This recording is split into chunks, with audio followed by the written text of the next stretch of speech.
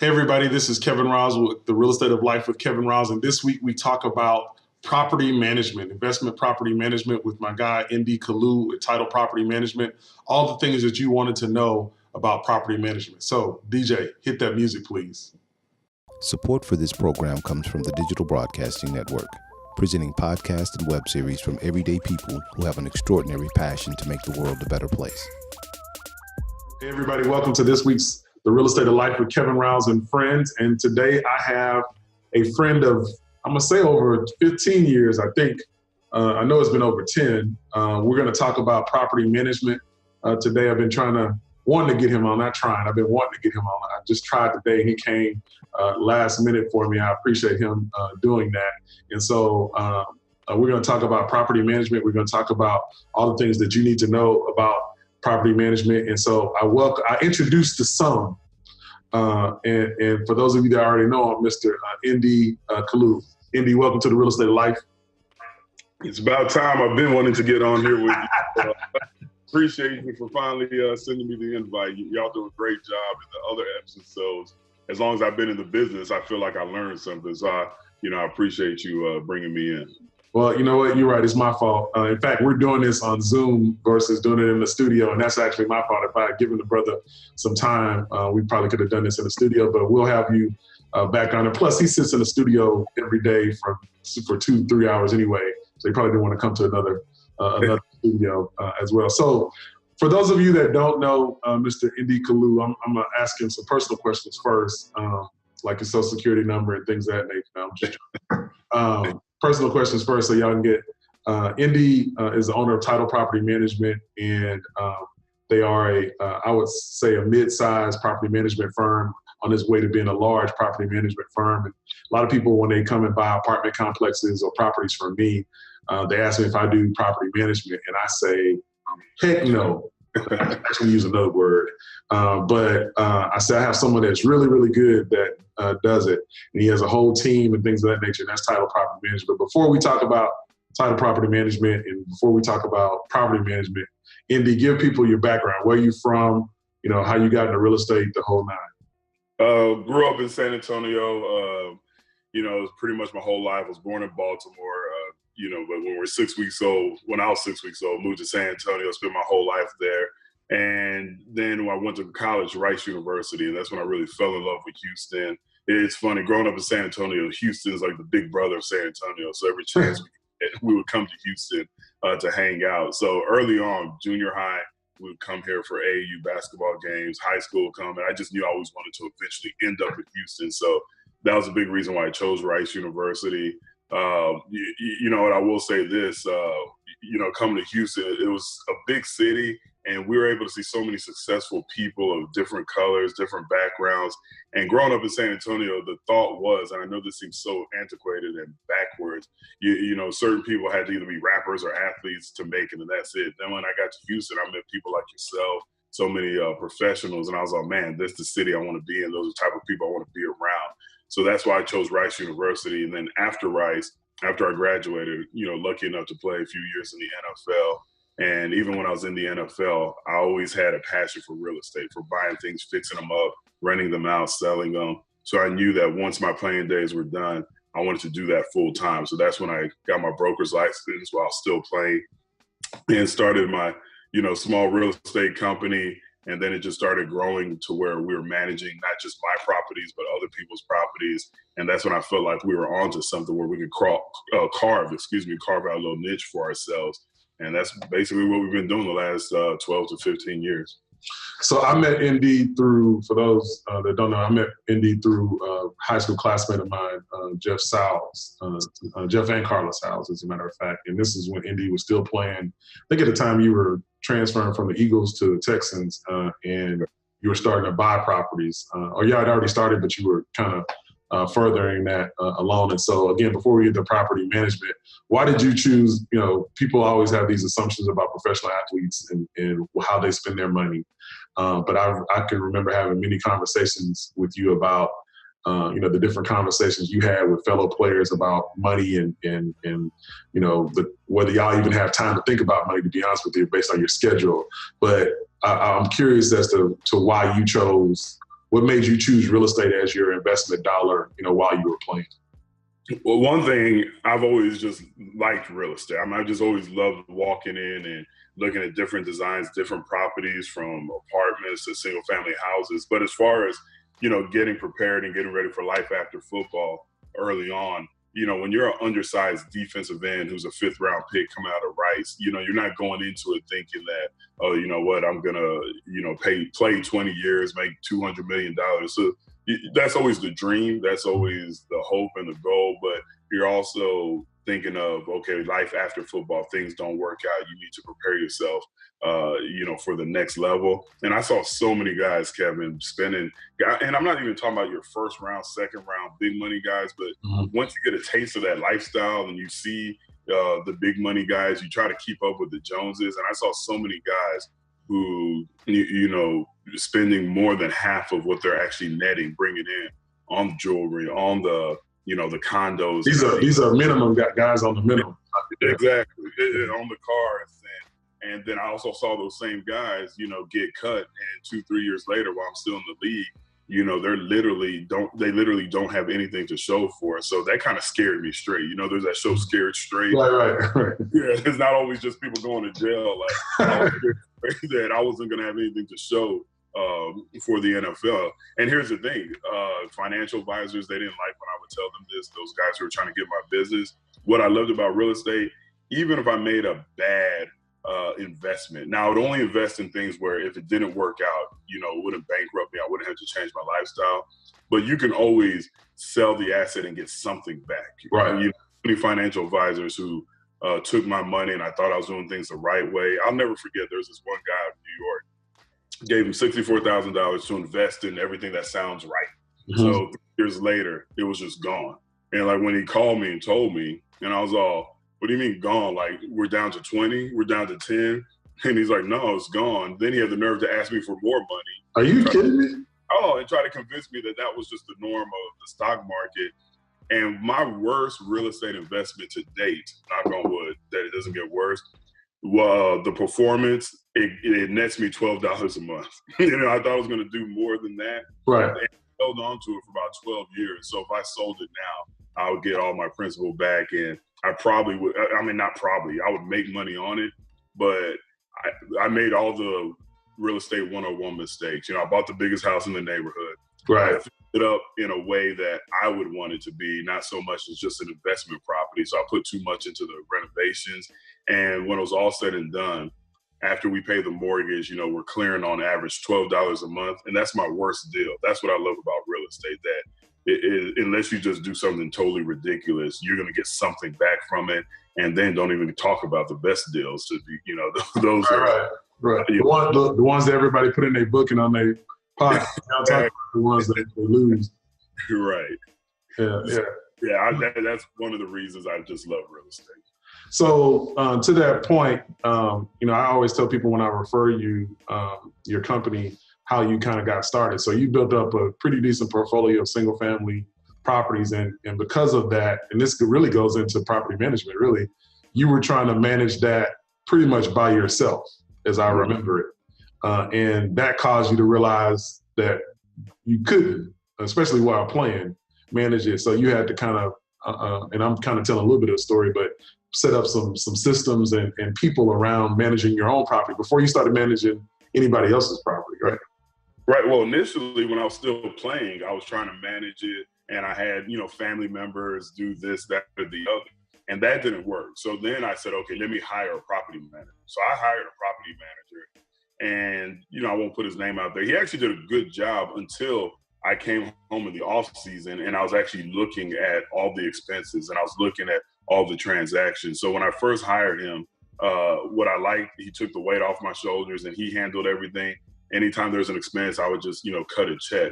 But then when I really started looking at the itemized expenses, and I saw that I was paying $125 just to change a doorknob, or, then I also noticed that they utilize their own guys, and that's the contractors. So anytime there's a maintenance request, the property management team was making money that way. Mm-hmm. That's when I started to say, you know what, there has to be a better way to do this. So that's when I felt like I started tweaking the system, I took back like 10 of my properties while I still let him manage the other 54 at the time. And then when I felt comfortable, I took them all back. And the things that I didn't like with his outfit, which was pretty much industry standard, is what we try to improve on. Like, we charge a flat fee. We do not employ any contractors because I just personally feel like there's a conflict of interest. When I tell you, Kevin, that I'm going to get 4 or 5 bids for every job over $250, if I have in-house maintenance guys, well, guess who's going to get all the work? So it keeps it keeps the process honest. And then I just really feel like the way we're set up, we really are trying to drive down the prices, because the more we keep those prices down, the happier our clients are and the more they recommend us. And that's kind of been our formula over the last few years.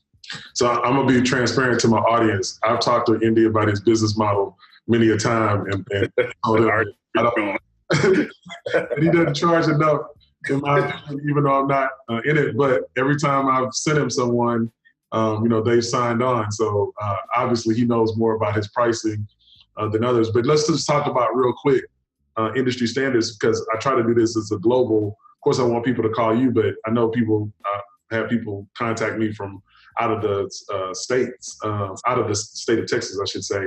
So industry standard typically is a percentage of rents as a charge, service calls, and if it's a big enough shop, then typically they may have 1, 2, 10, however many guys that actually work for the company and don't work for an outside contractor. So that is, but that is kind of industry standard. No, that is, back when I first started, it was 7 to 10% of the rents that are collected is what the management company would keep. Now, because it's getting a little saturated, getting competitive, I've actually seen them as low as 4%.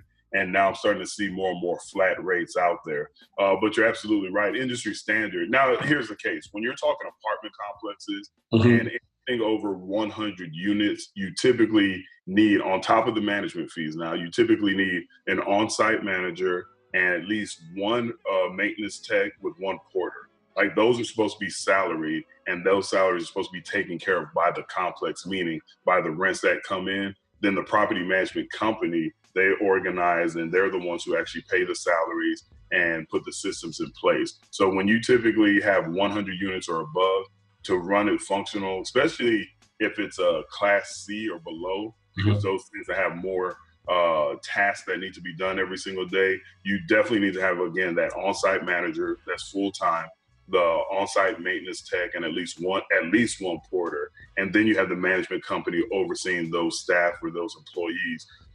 That's typically what you see. And the larger, the more staff that you have, depending on the landlord's, the owner's budget, depends on how many staff members you can have on top of the management fees. So even with our reduced flat fee pricing for apartment complexes, it allows us to, one, since we don't, and again, this isn't talking about our company, but but you're comparing yours versus what everybody else does, right?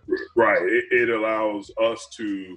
I would rather take a little bit less as a management company, so we can hire the right staff and pay them what they deserve. So we can hire the right maintenance tech and pay them what they deserve. Because when we work for, and we've had some in the past, landlords who are trying to cut corners and not pay the staff the industry standard. It just makes our job tougher. It makes our job, tougher to complete. I'd rather take a little bit left, but have the people who get what they expect or what they want as far as salary is concerned, but they run a smooth shop. So, but the industry standard, even with single family, was a percentage of the rents collected, but now you're seeing Renters Warehouse, renthouses.com. A lot of these people are following my model. I'm going to call it my model because I feel like I've been doing it for the longest. They've just put more money out there to really advertise it, of doing flat rate. And then once your systems are in place, you can handle 200, 300 properties, even if you're only getting $65, $75 a door. So let me ask you this. When does someone, in your opinion, having not only managed your own properties, but now managing a large portfolio of properties, when do I need a property manager? Let's say I'm a single family investor for right now. When do I need a property manager? When it starts cutting into your 9 to 5, and when it starts cutting into the free time that you have from your 9 to 5. So whether that be after 3 properties, whether it be after 4 or 5, when you start doing the things that you don't want to do regarding your real estate investment career. So you've referred me to a family, I won't say their name, but they don't have that many properties, but they're both very successful in what they do. And they told me, Andy, I don't want one call for a maintenance to deal with one toilet. That's why we're giving you these 4 properties. They're very bright. They're very smart. They can definitely handle it, but they don't want to. So for them, it just makes sense for them to get a property manager. On the flip side, I have another client who's given us 4 of his properties, but he's managing 13 of them. And I'm like, hey, why don't you give us all of them? He's like, man, I like it, but these 4 are my problems. So that's what he gave you the problem children. Exactly. So it just depends on what to handle. Interesting story.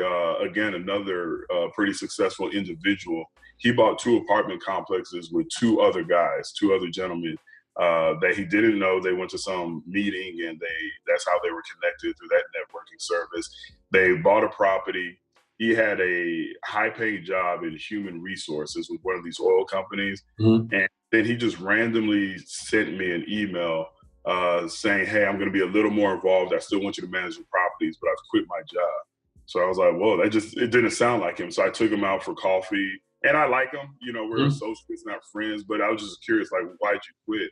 And he said, between, checking the numbers on the apartment complex, which he didn't have to do because that was ours, but he was just one of those type A personalities.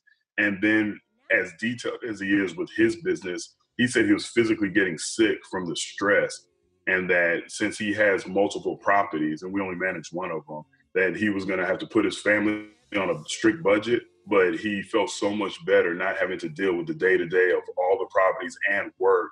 And though he's not making near the money that he was making before he,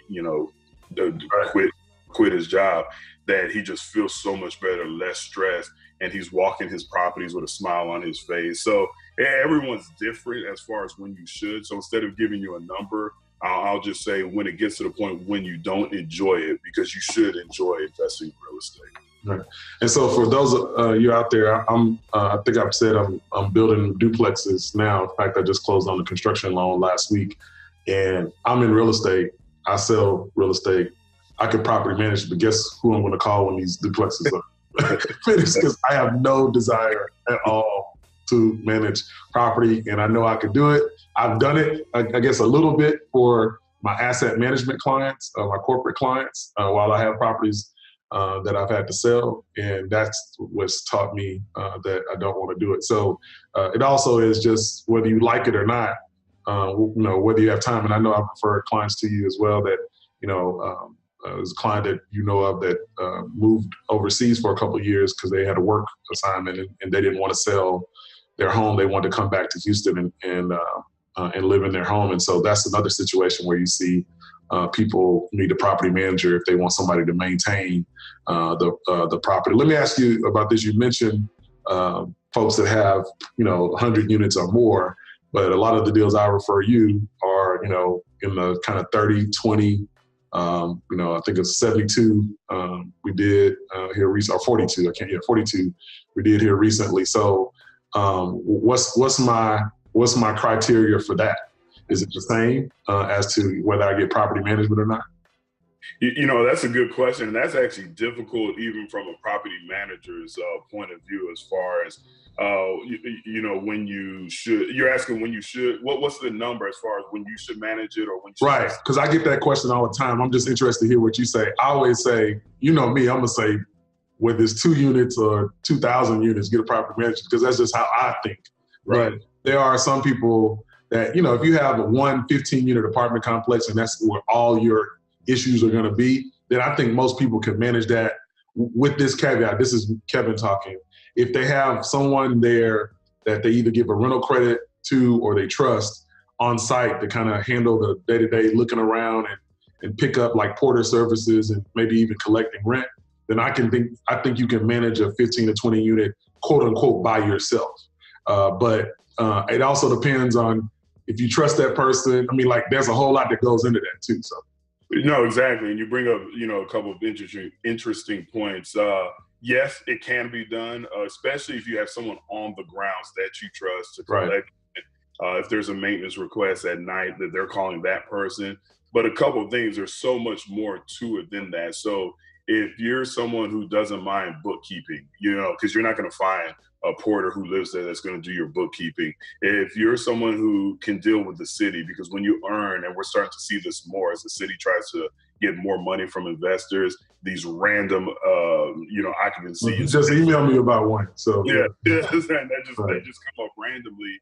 And I tell you what, you have to meet with the inspectors. You have to give them everything they need as far as paperwork is concerned before you can even pull the permits to get that work done. If you can deal with that, if you have the time or the desire to deal with that, then you can absolutely manage 15, 20, 25 units. But you always have to be aware of this is a very volatile business. There's a lot of turnover. And when you have an individual that's willing to take reduced rent to, work the grounds of your property, you can't rely just on that person. So you have to really realize that there's still going to be paperwork involved. There's still going to be bookkeeping involved. There's still going to be times where you have to be on site to make the big decisions. And if you have the time and you actually like that, you can absolutely, I would say probably up to about 30 to 40 units, one individual can do it with the help of a porter if they're like you, very detailed, they utilize technology the way it needs to be utilized, they can streamline it. But you just have to realize so many different things that don't come up in class, that don't come up, in the books, that don't come up on HGTV where they romanticize, just happen to come up when you manage a property, especially when you're talking about anything, sea level or below. A couple of times I felt like we were too good where we were managing a 20, 30 unit complex and the owner was like, oh, this is easy. You sent us the reports and we actually employed someone who lived on the grounds at a reduced rent. We got the permission from the owner. And they came in and said, you know what, I feel like I can do what you're doing. So, thank you for your services. And then about 6-7 months later, they called us back and they were please take this over. Yeah, because I'm very big, and sometimes it comes back to bite us in the backside. I do not like contacting our clients and letting them know everything we're doing, because to me that defeats the whole purpose. Even if it's being handled, but I call you and I say, hey, Kevin, we had a break-in over in Unit 709. The police are out there. We're handling it. I just want to let you know.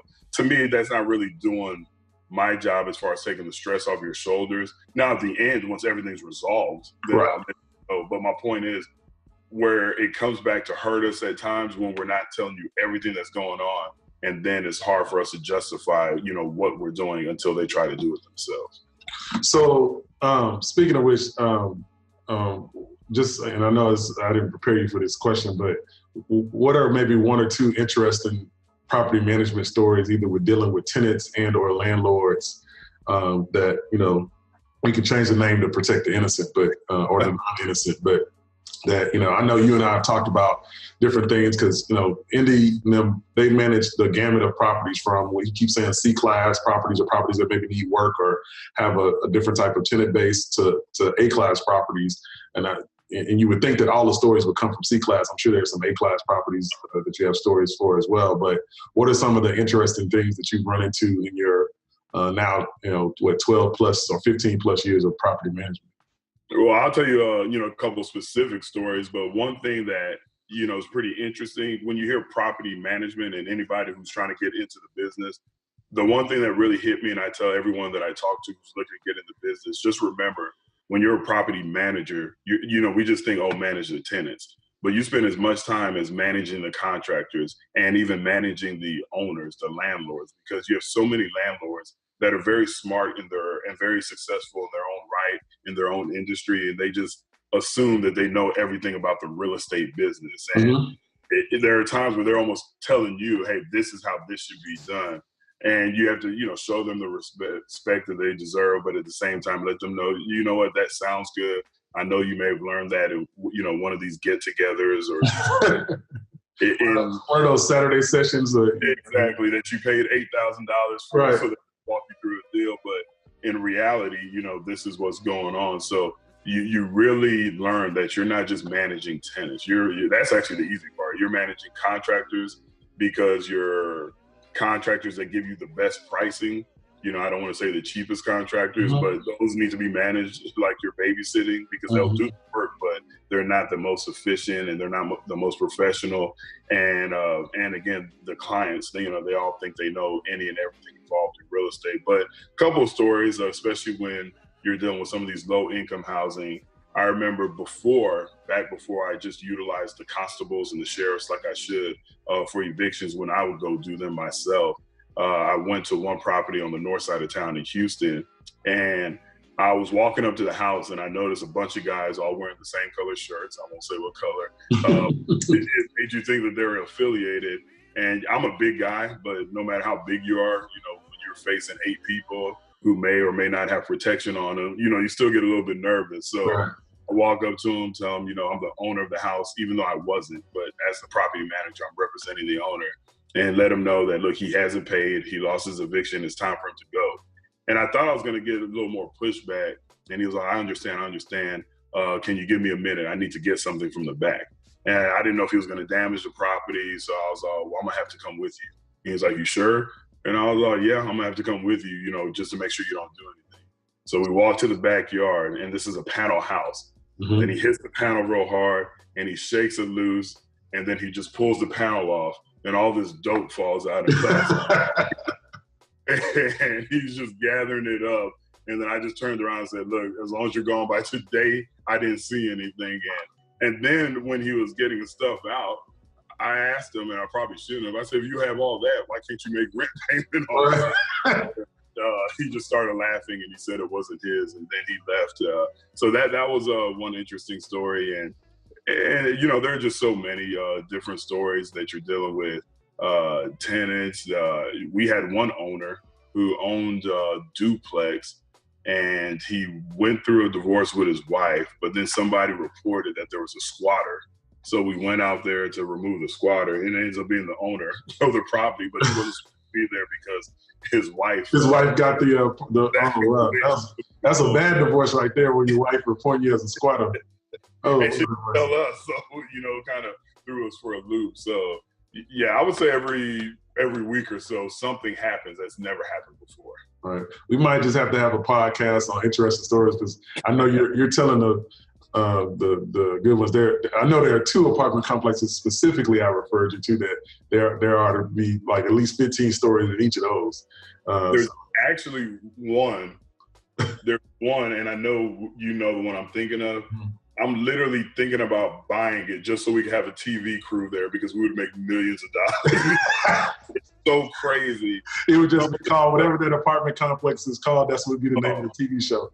Exactly. I mean, the stuff that happens there, you couldn't write a better script. And I have the perfect person there, the on-site manager there. Mm. And I always tell her, if we had a camera there, we're missing out because we would make so much money. Oh, man.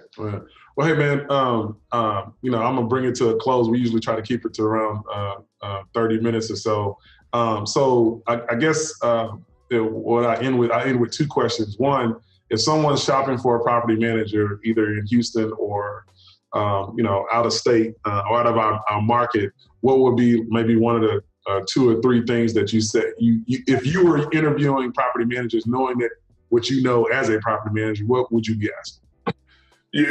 One, I would ask them about their fees. I mean, because let's be real, this is a bottom line business. So I want to know what they charge and why they charge a certain amount. I would definitely ask, and I'm not saying it should be a deal killer, but for me personally, do they outsource maintenance requests and contractors? For me, it's a big problem if it's in-house, because then you have phantom maintenance requests that come up. Then you have, upcharges that they can just put into their invoices, and it's so easy to hide. With us, every invoice we get, every check, we scan it. We're very transparent. So I would definitely ask about that, and then I would just get to know them, because the bigger companies, they have all the nice reports, the nice, beautiful reports, as they should. They'll advertise that they have a bookkeeper, that they have an accountant, that they have a leasing specialist, that they have a maintenance supervisor, and all these things that make you feel good. But when it's all said and done, it's a people-to-people business. And if you feel like the manager you're interviewing has a good relationship with tenants that will keep good tenants there, that's going to affect your bottom line in a positive way. So I would ask the basic questions, how much do they charge? What hours are they open? How do they handle certain situations that may come up? But then you as an individual, you'll have a gut feeling about a property manager. And then I would make sure that I know which person would be dealing with the tenants to see what type of vibe you get from him or her. That's great. That's great information. So lastly, I'll get you out of here on this one. Tell us about Title Property Management, how large your staff is, and then how people get in touch with you. Oh man, I didn't do this for that, but we have a 6-team staff. Me being a former football player, I always refer to things as team, and we have 6 people on the team. For single family houses, and I know you hate this, we charge $65 a month per house. That's just what we do. People love that and they appreciate it. So we've had people with us for years. Then just depending on certain apartment complexes, we do duplexes up to over 100 units. We have a flat rate. And once we have that flat rate, we only charge a flat rate. So depending on the complex, depending on how many units it has, we'll come up with that flat rate. But we do try to undercut, and we always say you don't get what you pay for, because there's no 9 to 5 with us. Work through the weekends, work past 5 o'clock, whatever it takes. We treat each property like it was our own. And again, this wasn't a commercial for Title Property Management, but I can attest to the fact that that I've not ever had a client, and I've referred quite a few to Title Property Management that has come back to me and said, anything negative at all about Title Property Management, specifically Indy. And one thing that I do when I refer people is I say Indy treats each of his properties like they're his own.